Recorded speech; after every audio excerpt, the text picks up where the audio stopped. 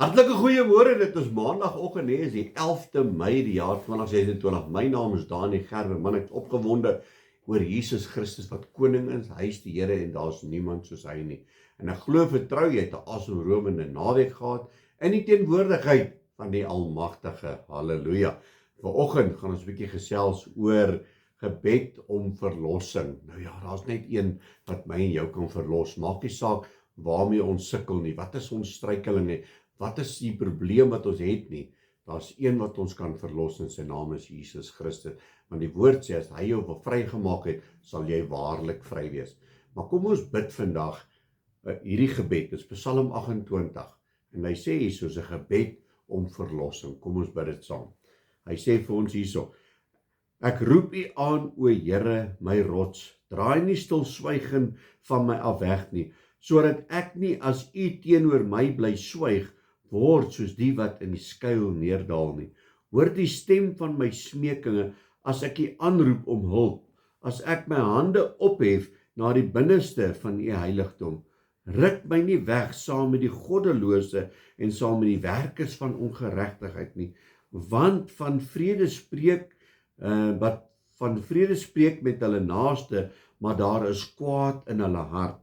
Gee hulle na hul dade en na die boosheid van hulle handelinge. Gee hulle na die werk van hulle hande. Vergeld hulle na hulle dade, omdat hulle nie let op die dade van die Here of op die werk van sy hande nie. Sal hy hulle afbreek en hulle nie bou nie. Geloof sy die Here, want hy het die stem van my smekinge gehoor. Die Here is my sterkte, hy is my skild, op hom het my hart vertrou en ek is gehelp. Daarom jubel my hart en sal ek hom loof met my gesang. Die Here is 'n sterkte vir hulle en hy is 'n vesting van verlossing vir sy gesalfde. Verlos U volk en seën U erfdeel en wees vir hulle herder en dra hulle tot in ewigheid. Amen.